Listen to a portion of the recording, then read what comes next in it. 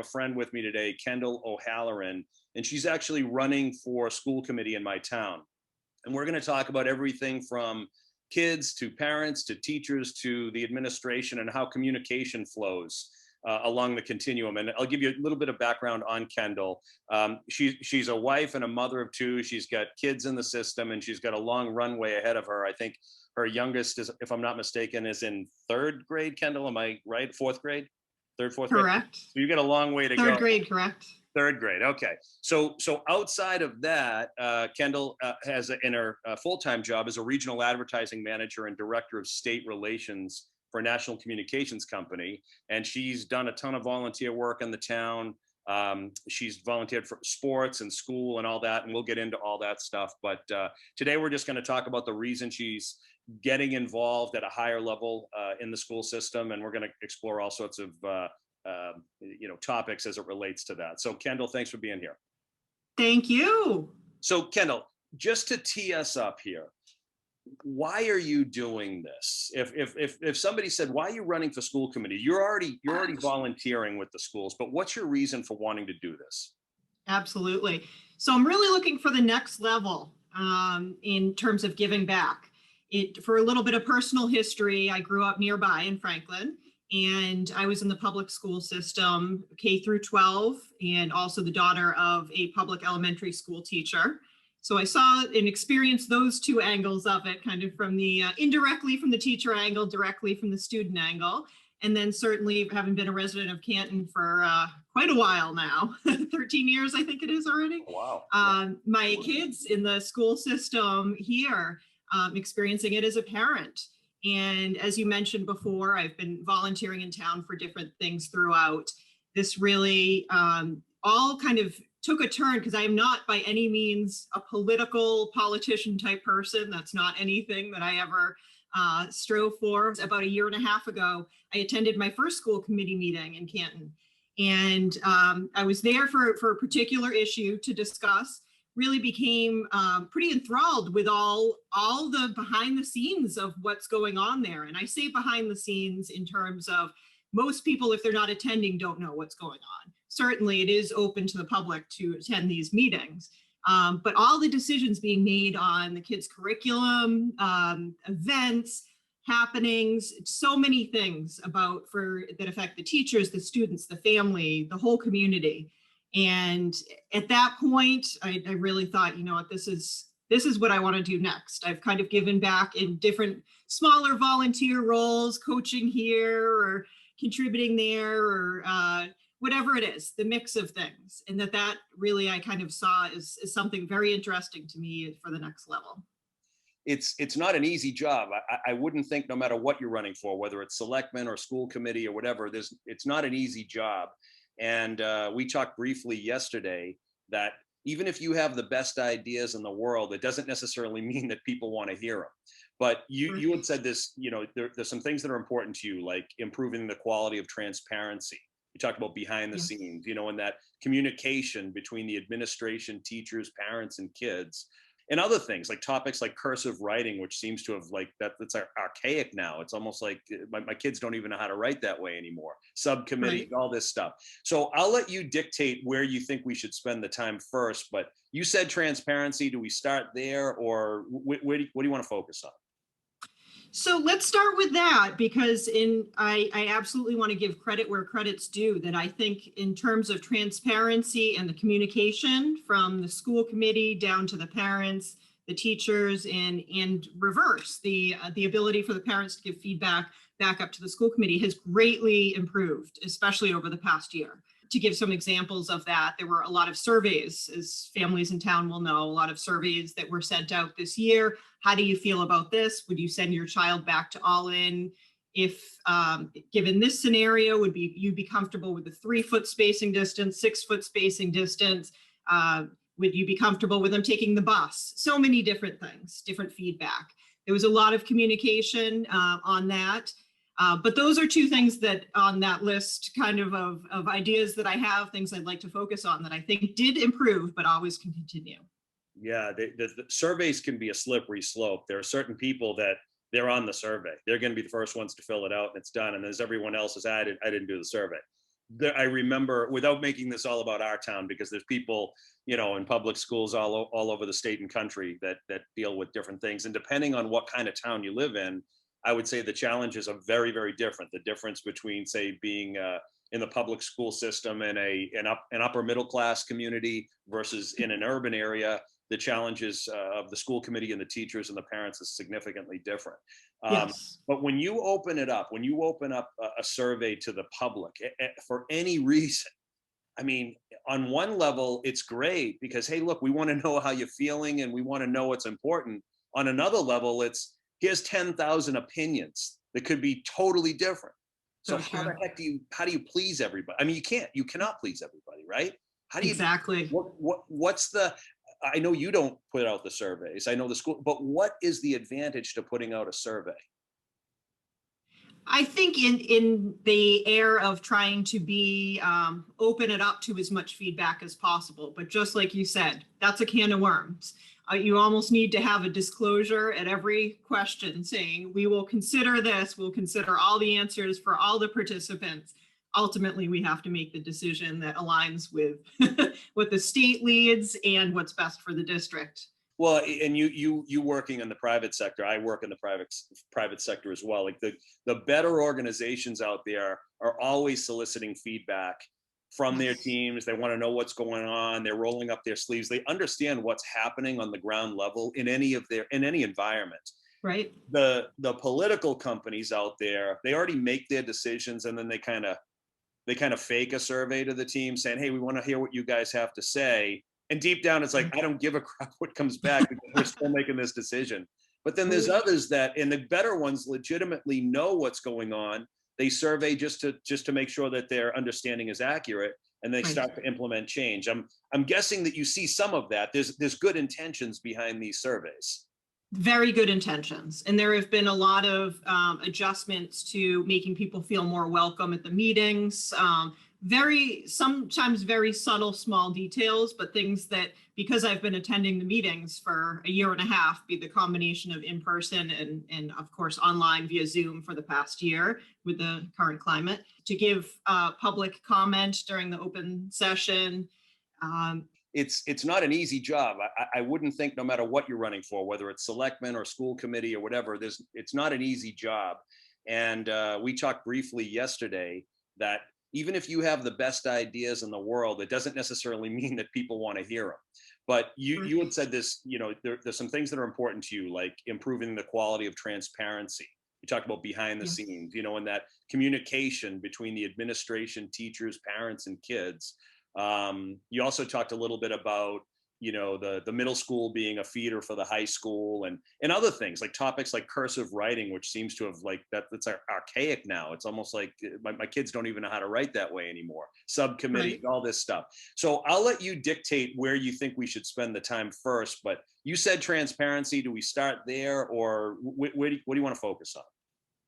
So let's start with that, because I absolutely want to give credit where credit's due, that I think in terms of transparency and the communication from the school committee down to the parents, the teachers, and reverse, the ability for the parents to give feedback back up to the school committee has greatly improved, especially over the past year. Things like that really take steps forward. And as you know, it doesn't need to be a giant leap. It's all those baby steps help towards the effort too. As you think about the people that you can impact in a role, this role that you're running for, you've got the kids, you get the parents, teachers, administration. What's your sense of what each group really wants? Not necessarily from you, but from the whole dynamic. What do the kids want? What do the parents want? If you could generalize, and I know it's probably not fair of me to ask you to generalize, but if you could give me a sense of, what is it that you think you can do to help? What would you say? Absolutely. I think everyone is in this equation because of the kids. So that's what it boils down to in the end, doing what's best for our children, what's safest for our children. And I think that safety factor certainly is a key factor, probably the number one factor that's boiled down in the last year. Yeah. So it all comes back to that. I think the teachers are obviously, from the different angles that you mentioned, The teachers are in it because they love teaching, but they of course want to be safe and or deserve to be safe in their environment for it, and still feel that connection with the students. To speak to students, that same thing.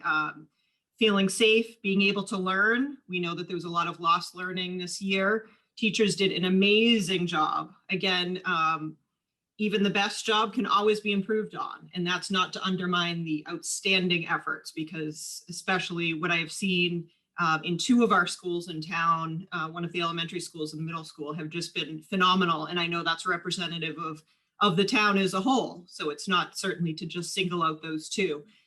Teachers have done an outstanding job adapting, but we're going to be moving hopefully back into a little more normal environment. And what's going to be asked, and it's already being asked, is how do we catch up on that year of deficit for learning?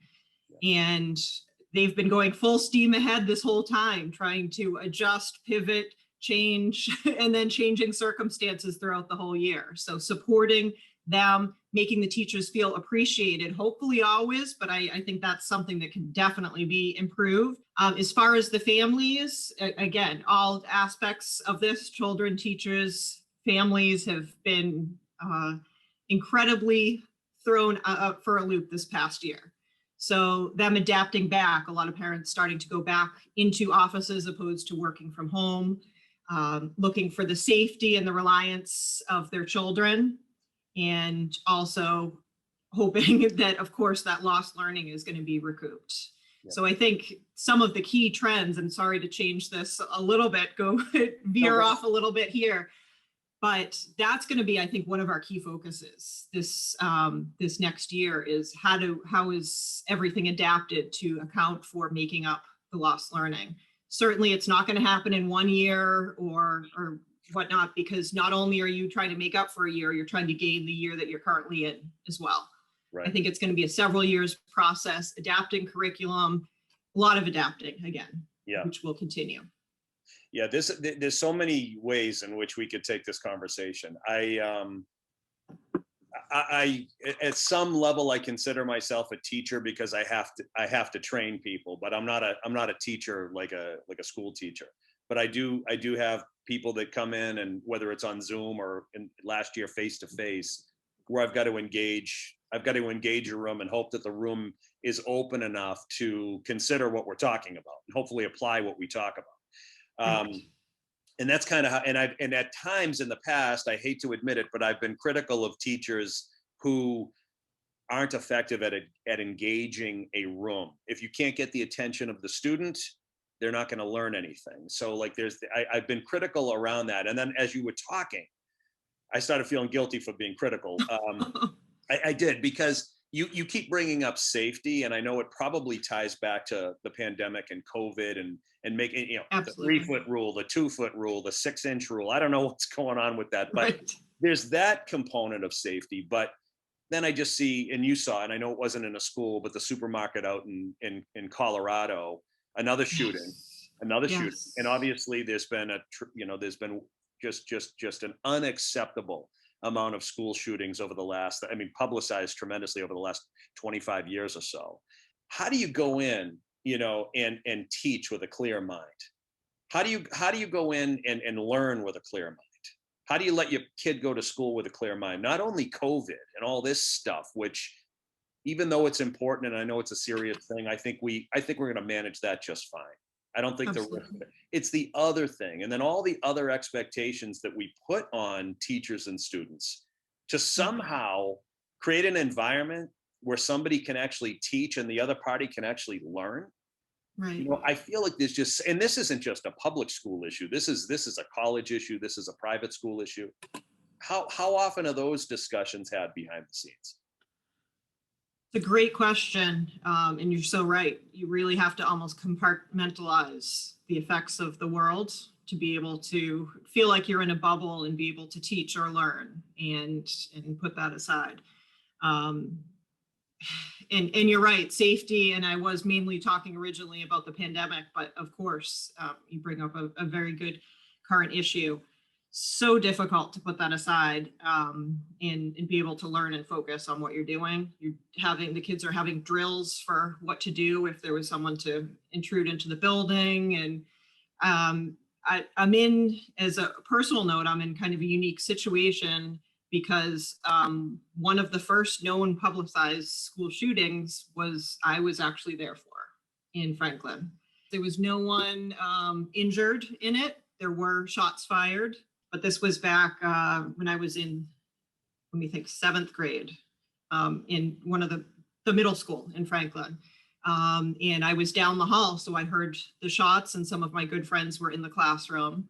And it was, I believe, generally, and hopefully to be fair, I believe it was a mental health issue, which is very real, of course, for the person that came in, had an accomplice that let him in a back door that was locked, and was just distraught and kind of keeping the class all in there and firing shots through the windows. So I was not in the classroom, I want to be clear. 2 of my good friends were. I was in that position of being a couple classrooms away, hearing the shots and seeing my teacher's reaction, which I will never forget because I didn't know what gunshots sounded like. My teacher immediately just turned completely pale and kept teaching and talking, and went and just quietly closed the doors, pulled the blinds down, locked everything, closed the windows, etc. So that being said, I kind of have a personal, without going into more detail about that, and everyone did end up being totally fine. I believe that the perpetrator, who I think was able to get the assistance that obviously was warranted for that. So thankfully. But I just share that because I can put myself back in that same position and remember, and I didn't know what it was. It wasn't a mainstream thing. It wasn't, when that happened, I didn't recognize what the sounds were. I didn't think, oh my gosh, is what happened in Colorado happening here? There was no precedent for me to compare it to. It was just a totally new thing. This would have been in the, right around late 80s, early 90s. Wow. So yeah. that was way before Columbine. And at the time, you obviously, I would think it wasn't even registered. It didn't register. I remember thinking to me, it just couldn't be a gunshot, because a gunshot or I shouldn't say a single gunshot, but several gunshots. It couldn't be just that sound without other noise and other screams and everything happening. And all I heard was the shots. It just seemed so loud, but harmless almost in from a distance. But that reaction of my teacher was crazy. So I had no idea what was going on. I thought she was overreacting to something. When did it sink in your life? Or did it ever? Well, I finally realized what was happening when we heard police coming down by the classroom and everything, because it was actually, we were at the beginning of the wing. So they all had to go by us to go to the classroom, which was on the same side. So that's when I thought, okay, something really is going on here. And it wasn't until later, everyone, bringing in the mental health professionals, which was great. That's not something necessarily that was kind of done or known about at that point to recognized enough to address right away. It really sunk in for me. I mean, so the recognition of what was happening being serious was when I heard the police coming down. When I was able to talk with 2 of my good friends who were in that classroom after, that's when it really sunk in. And I still get the feeling, it's been a while since I've spoken with them about that. There's still people that I'm good friends with, but they didn't even really want to talk about it that much. Yeah. I think it was like a self-protective thing of like, I don't even want to go there. I'm okay. Want to move on. And so those perspectives, I think anyway, unfortunately, because nobody should have to do that, kind of, I can put myself back in that fear and think about what the kids may be thinking. And I mean, that was a long time ago. That's nothing compared to now. That was 30 years ago, more than 30 years ago. So it's a whole new level. I mean, unfortunately, situations like that have adapted and progressed and become even more horrifying. Yeah, and I didn't expect us to be talking about this. You stunned me with that story. I didn't even think of that yesterday to share that. Yeah. I know. But I guess maybe this party just wants to block it out. I want to block it out. And the crazy part, I hate to use the word crazy, but it's a harsh reality of our world right now. And I think about teachers, and there's that dynamic. You mentioned mental health. There's the mental health dynamic, not only outside of the school, but they themselves are probably dealing with stuff. And if you look at all of these, all the folks that work in public life, police officers, firefighters, or even nurses and doctors, I know that's not public, but still, their jobs have become so different. You're no longer really there to execute your craft. You're there to be a catch-all for everybody else's problems. Right. Every dysfunctional family, every abuse, every child abused, every problem that's happening outside is now your problem. And on top of that, you got to worry about the health and safety, and you can't say the wrong thing. It's like you're expected to be perfect under all circumstances because the world is waiting to take you down for making one mistake. And not to make this negative, but I think, wow, these jobs, these people don't make tons and tons of money, and we're asking them to be experts at everything.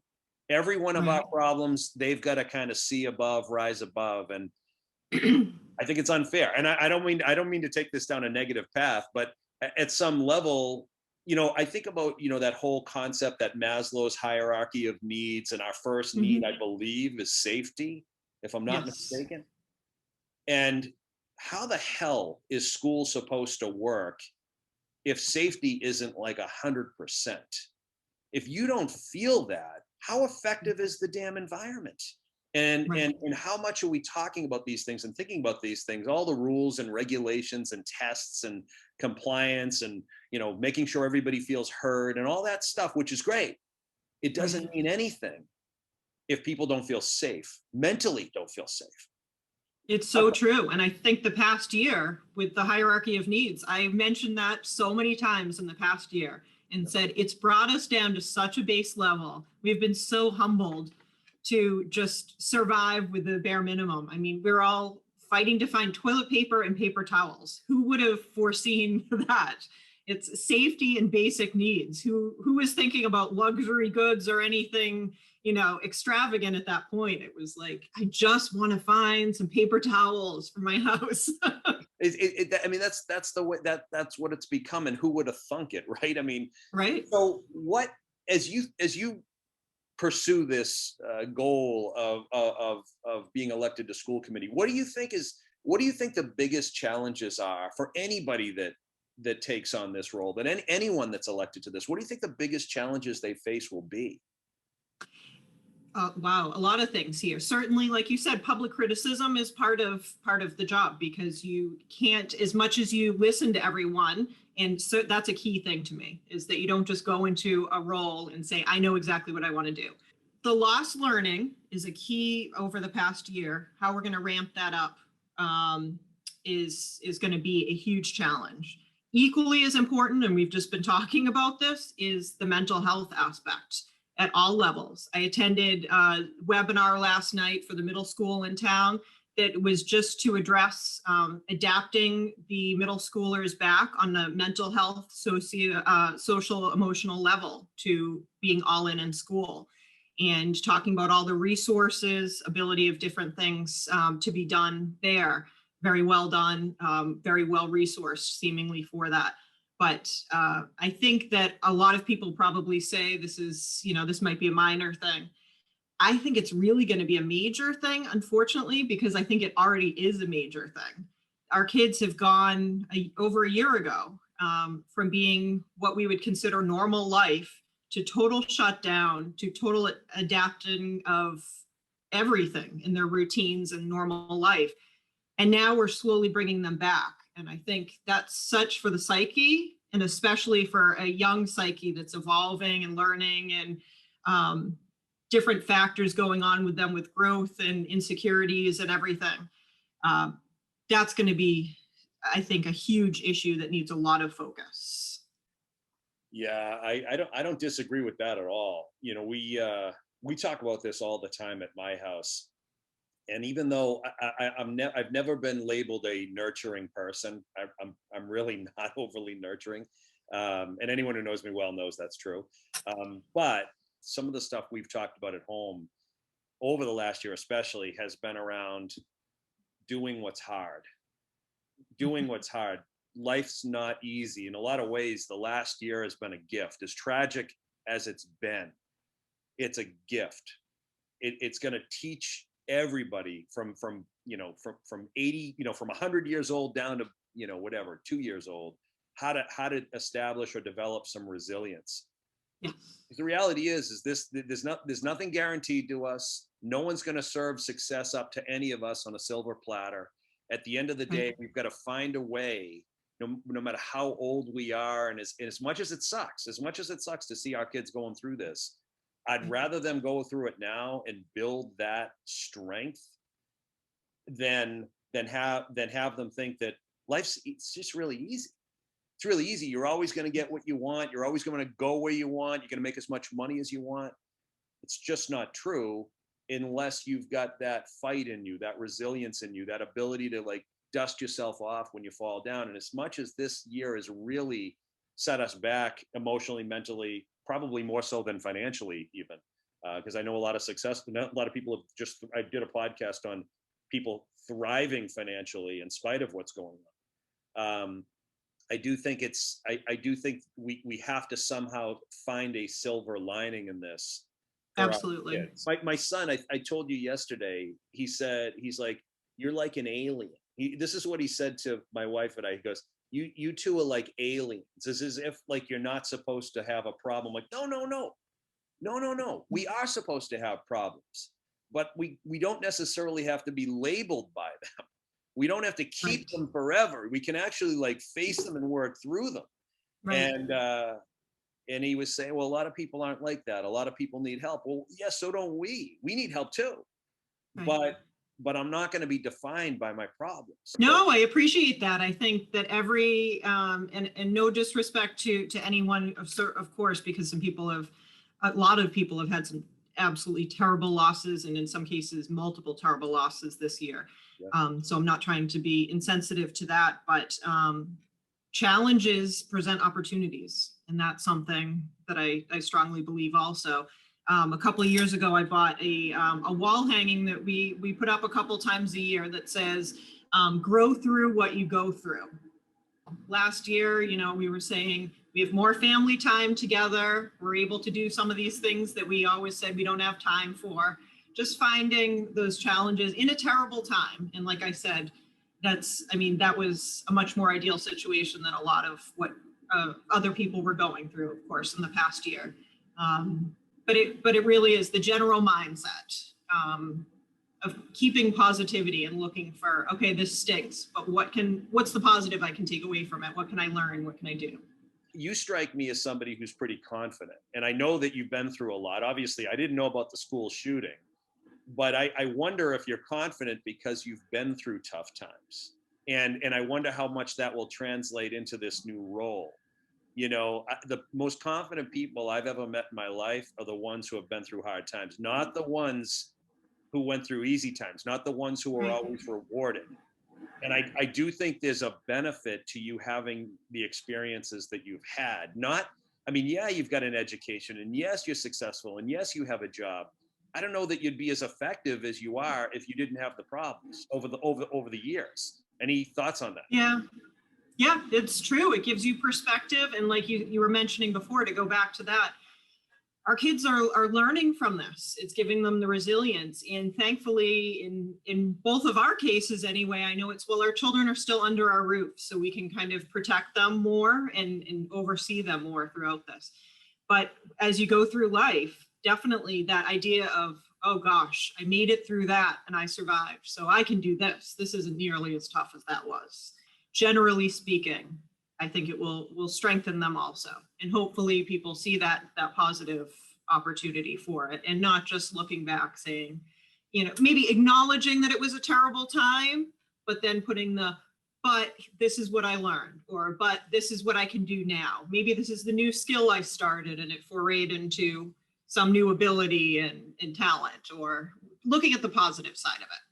Yeah, without being a cheerleader about it, you know what I Right. mean? It's just, let's just look at it for what it is and make something out of it. I agree with you. Acknowledge the toughness of it, but then move on from that. Absolutely.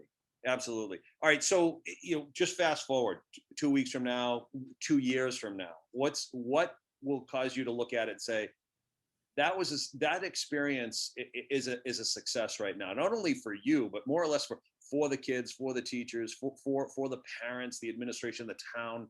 How can you, in your role and your impact, be a success for everybody? How would you answer that? I know it's a loaded question. Absolutely. Well, I'm definitely willing to give the time, the effort, the listening to people, the feedback, and the creative approaches. One of the things I'd really like to see from the existing is not just kind of ceremonial tradition, but this may already be happening. Of course, like I said, there's a lot of things, that I don't, of course, any outsider doesn't know at this point before being in a role like that. But I'd like to see things kind of questioned a little. And I don't mean that in the sense of creating turmoil and everything, but just asking is this the way we've always done it? Has it been considered to do it a little differently? One of the things that I've been kind of interested in for a while is some of the subcommittees that the school committee attends, and what the direct connection to the school committee and educational process is. Could we possibly be having some more appropriate subcommittees or a more focused educational time in place of some of those subcommittees? And like I said, as an outsider, that may be just a thing that I'm thinking, and there can be a completely good rationale, but that's something I would ask. Kind of the what if, how can we do this possibly better? I've never been I've been on boards, but more from a sports perspective. I last on these boards for about half an hour, and then I got to get off the board. But I was on one with a really cool group of people. I'm friends with several of them. I couldn't get over the conversations. It was month after month talking in circles about things that have been talked in circles about for years, even before I got on the board. And then I bumped into somebody recently who was talking about the board, this board that shall remain nameless. And the conversation, it's still the same. This is like 3 years later, this circle talking. It's unbelievable. But I think you could run into that trap with really good people who don't even know that's happening. Absolutely. And I think that takes being able to be confident and strong enough to say, respectfully, let's think about whether this should be something in all of the meetings, or if we can at least, maybe it does need to come up intermittently. Can we talk about it every third month, or kind of question the process respectfully, of course, because you're not trying to turn anything upside down. Things are working well. We're just trying to make things work as best as they can all the time. But I agree with you. That happens certainly in some conversations with work. And if I have the opportunity to be kind of a leader of that conversation, I will speak up and say, but it depends on your role, of course, whether you can say it or not.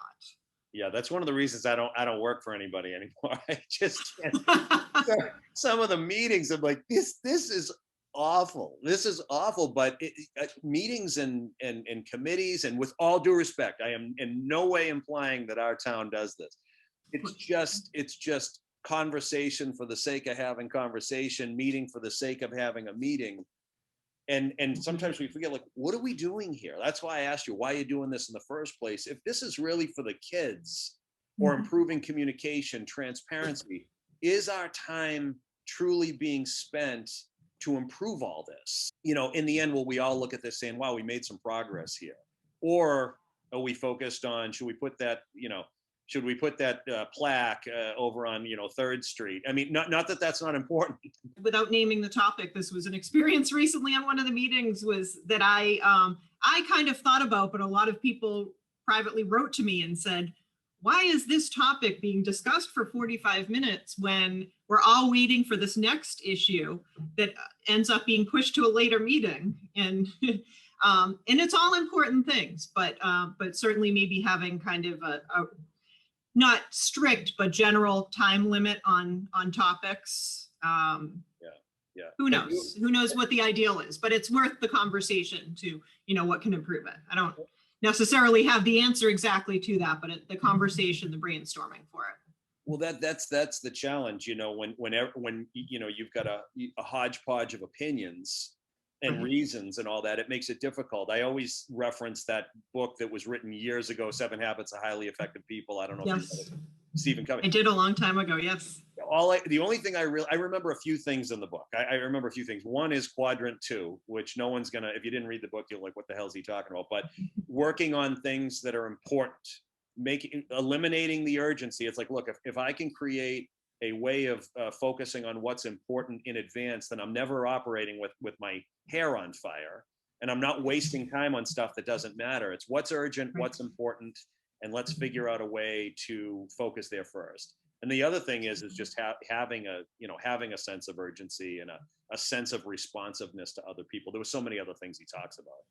But I think everybody, that wants to accomplish something should really go read that chapter even, and focus on what's important and how to prioritize in that way. Just generally speaking, is there anything that you want to say, that you didn't say, that you want to talk about, that we didn't talk about, that would be helpful to anybody that's listening? Oh, well, you mentioned before, as far as my youngest being in 3rd grade, that my picture is really long-term. It's the terms on the school committee are 3-year terms, and obviously serving at the will of the people for it. But my thought is not, that I would just be interested in 1 term or anything like that. I really am, I'm committed to doing this as long as, if the people should accept me to do so and vote me in for as long as they would wish that I would be there, and that the votes would reflect their will for me to be there. So my interests, obviously, with the 3rd grader are 9 years down the road at least. Yeah. In the experiences right now, I mean, my youngest being in elementary, my oldest being in middle school, as we know, and probably a split second for our daughters to be in high school. It's really the whole path. I'm not at the end of the path there. I'm seeing the whole thing through. We were talking before about teachers and how they're kind of able to put everything aside and still teach. And one of the things, I'm the JFK school capped president this year. And one of the things that I started at the beginning of the year, and thankfully really has caught on across the elementary schools, and I think is perfectly well due, is kind of the insider view that I saw of how much teachers really need to feel that appreciation and should feel that appreciation, because they're going above and beyond. I mean, to be able to have their own lives, their own challenges, their own family members who may be ill or tons of things going on the side, and then be able to come in, trying to feel safe, make the children feel safe, teach the children, adapt to what all the things were from remote learning, et cetera. I mean, it's just over the top of what they're doing. It's amazing. So little efforts to be able to, on a monthly basis, make them feel appreciated, just remind them from the CAP, which is basically the PTO for the school, for anyone that doesn't know, and from the students, from the families, from the CAP, just remind them they're doing an amazing job and how appreciative we are of it. Because I think everyone needs that boost, and especially teachers as superheroes. All right, we had a few technical difficulties. So Kendall is now on her AirPods. There's a little bit of static, so I've got her back. So if she sounds a little bit different, it's because our studio is not state of the art yet. But as we think about all everything that's actually on the plate of the average teacher, how much is it on us as parents to help get some of that stuff off their plates? We've asked teachers to be a catch-all for everything, from mental health to safety to, making sure our kids score a certain whatever. They've got to meet state regs and federal regs. And at some point, it's got to be hard to actually do the damn job. how much should we be taking off their plate instead of demanding more from them? Because they're a hell of a lot more than just teachers. Right. Right. Absolutely. Well, certainly, I mean, the family is the basis always, with the responsibility for the children, the family unit. And teachers do such an amazing job, and especially this year, as we've talked about how even, I don't know, it's probably not even fair to say at least double the job. It's probably even more than that the past year. So this is a tough year to answer that question, because not only have the teachers done an outstanding job, but families have had to adapt so much. The work situations, trying to have children home and work from home and get everything done, from every angle, from the kids, from the parents, from the teachers, everyone has done so much that no one foresaw. So there was no planning that was able to happen before to adapt it. It was kind of run with it as you're presented with it. So this is a super tough year to answer that, because I don't know if anyone really can take on much more this year in that equation. But ideally, hopefully, we'll come out of this with, even though things will, praying that everything will become easier for all parts of the equation. And it will be different, but hopefully it will be a little easier. But I'm hoping that maybe for the families, the involvement in education will continue more.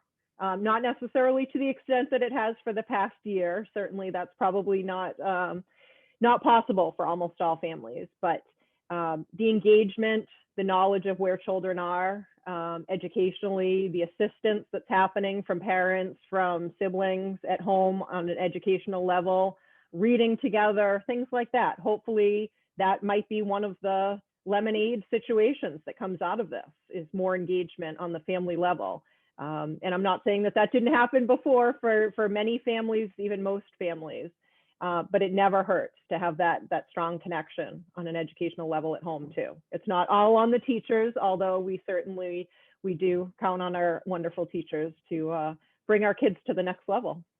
Yeah, it's interesting, and you've probably observed this too. I'm in my office most of the day on coaching calls or virtual trainings. But when I have a break, I'll go out and, every room in the house has, up until now, one of the kids or my wife, there's 5 different computers and virtual things going on. Yours probably looks very similar.